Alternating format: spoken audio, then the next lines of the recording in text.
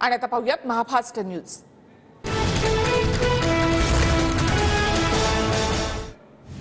राज्यातील लोकसभा निवडणुकीच्या चौथ्या टप्प्यातील प्रचार तोफा आज थंडावणार। एकूण 11 लोकसभा मतदारसंघातील उमेदवारांची प्रतिष्ठा पणाला।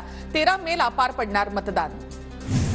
छत्रपती संभाजीनगरमध्ये ठाकरे गट आणि महायुतीच्या कार्यकर्त्यांमध्ये राडा। प्रचाराच्या दरम्यान क्रांती चौकामध्ये दोन्ही गट आमने सामने। नोटा दाखवत ठाकरे गटाकडून महायुतीला डिवचण्याचा प्रयत्न। महायुतीचे उमेदवार संदीपान भुमरेंचा मद्याचा व्यवसाय। अंबादास दानवेंची टीका, तर संभाजीनगरच्या रहिवाशांना दारू पाहिजे की पाणी, मद्याची बाटली दाखवत दानवेंचा सवाल। खैरेंच्या बॅनरवर छत्रपती शिवाजी महाराजांचा फोटो नसल्याचा आरोप। अल्पसंख्याकांच्या मतांसाठी खैरेंनी छत्रपती शिवरायांचा फोटो बॅनरवर लावला नाही। संदीपान भुमरे, भागवत कराड आणि अतुल सावे यांचा आरोप। छगन भुजबळ हेमंत गोडसेंच्या प्रचारात। भुजबळ नाराज असल्यामुळे प्रचारामध्ये येत नसल्याची होती चर्चा। हेमंत गोडसे नाशिकचे महायुतीचे उमेदवार। आज रावेर लोकसभा मतदारसंघाचा प्रचार थंडावेल। अधिकाधिक मतदारांपर्यंत पोहोचण्यासाठी उमेदवारांची धडपड सुरू। महाविकास आघाडीचे उमेदवार श्रीराम पाटलांचा मलकापूरमध्ये अंतिम टप्प्यातील प्रचार। पैशांचे ट्रक पुण्यामध्ये आले। देवेंद्र फडणवीस आज वाटप करतील। महाविकास आघाडीचे उमेदवार रवींद्र धंगेकरांचा फडणवीसांवर आरोप। रवींद्र धंगेकर यांना स्टंटबाजी करण्याची सवय, मात्र पुणेकर सुज्ञ आहेत। धंगेकरांच्या फडणवीसांवरील आरोपांवर मुरलीधर मोहोळ यांची प्रतिक्रिया। काही पक्षांची दखल घ्यावी अशी स्थिती नाही। राज ठाकरे देशद्रोह्यांच्या मांडीला मांडी लावून बसलेत। संजय राऊतांचा राज ठाकरेंना टोला।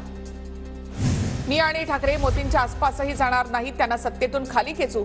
पंतप्रधान मोदींनी दिलेल्या ऑफरवर शरद पवार यांचं वक्तव्य। मोदी परस्पर विधानं करतात।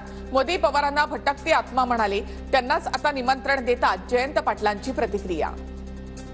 एनडीएमध्ये यावं असं मोदी उपरोधिकपणे म्हणाले, तर एनडीएमध्ये येण्यासाठी पवारांच्या अनेक बैठका झाल्या होत्या। बावनकुळेंचं वक्तव्य।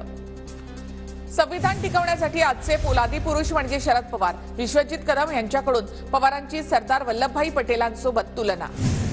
लंके तू किस झाड की पत्ती, माझ्या नादी लागू नकोस। जे माझ्या नादी लागले त्यांचा पुरता बंदोबस्त केलाय। अजित पवारांचा निलेश लंकेंवर हल्लाबोल।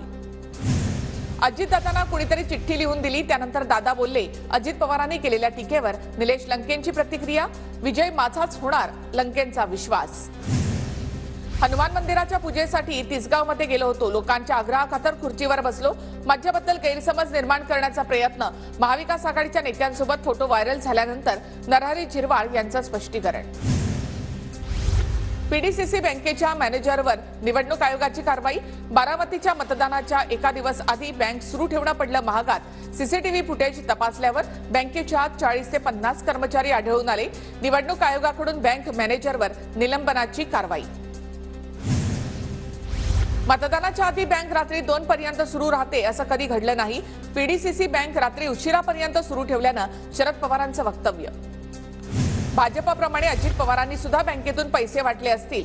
पीडीसीसी बँकेच्या मॅनेजरवरील कारवाईवरून पटोलेंचं टीकास्त्र। 303 वरून आम्ही आता 403 वर चाललो आहोत। मोदींची हवा कमी झाली की जास्त झाली लवकरच कळेल। महायुतीचे उमेदवार रणजितसिंह निंबाळकर यांची प्रतिक्रिया। भाजपला आव्हान देणाऱ्यांना फडणवीसांनी संपुष्टात आणलं। रणजितसिंह निंबाळकरांकडून फडणवीसांचं कौतुक।